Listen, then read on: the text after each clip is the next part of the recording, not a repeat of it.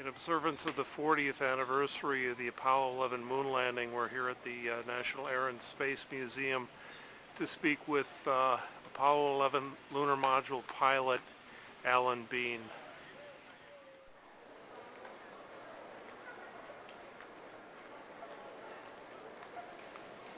The Earth. You're the first artist in all history to go anywhere but the Earth, and you keep painting the Earth. Well, I said the Earth is really beautiful. It's a lot more beautiful than the moon. The moon is gray, and the sky is black, and we're running around in white suits. There's not a lot of action there. My favorite artist is Monet. I don't know what he'd do. And they said, well, maybe that's what artists do. They have to figure out what, with a subject given, what to make it, well, how to do it. So I began to listen to them, even though I didn't think of it, and I began to think about it and say, well, maybe they're right. So I looked around the office. I was training to be a shuttle commander on an early flight.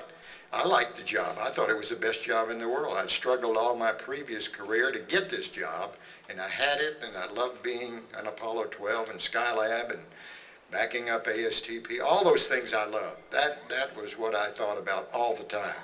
But on weekends and nights, I painted. That was just a hobby instead of playing golf.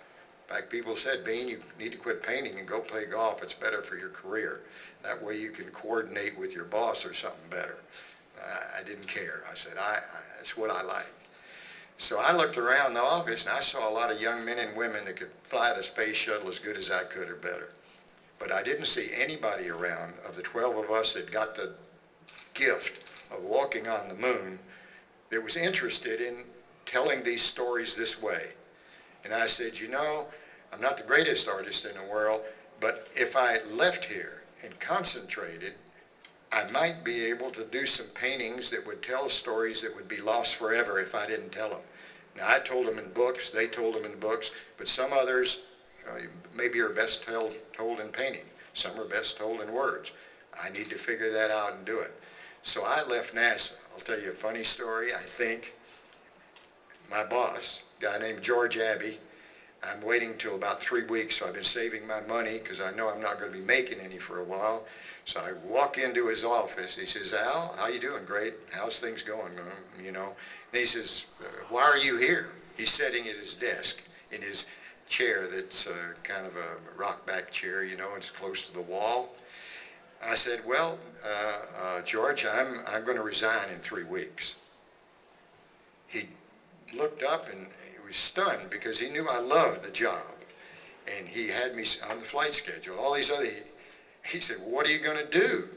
I said, I'm going to be an artist. And he went backwards. And if there hadn't been a wall behind him, he would have fallen on the floor. And he bounced off the wall and came back and put his hands on the desk. And he said, can you make a living at that? I said, I don't know, but if I can't, I'm going to go to work at Jack in the Box so I'll have enough money, but won't use my creative energy up so that I can learn to paint so then I can make a living at it. So he didn't believe it. A lot of my astronaut friends came up to me and said, do you think that's worthy, being an artist? Look at the training you've had. Look at the education, the opportunities you had. And you're going off to be an artist. About half of them, or 2/3 of them, thought it was crazy. Thought I was having a midlife crisis, which I wasn't, or maybe I was. But anyhow, I left. They all like it now.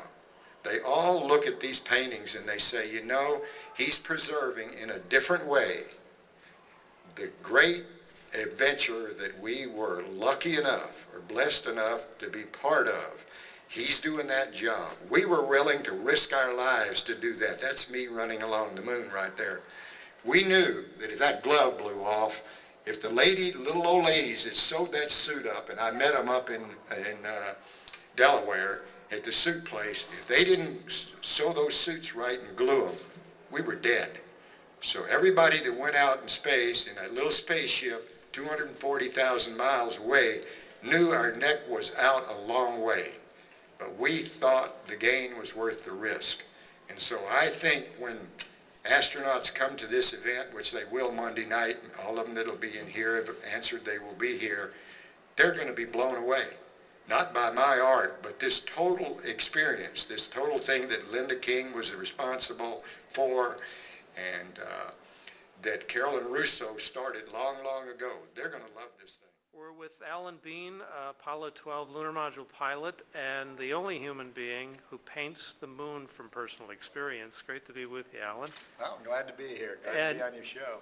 And behind us is a painting of a photo that was never taken. Tell us the story of this painting, Alan.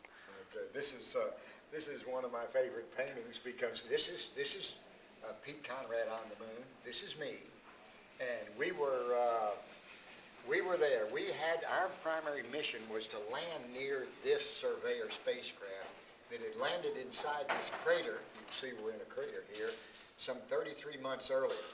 And when we got there, we were going to cut off the TV camera. By the way, you can see it's missing back there. There's the cables.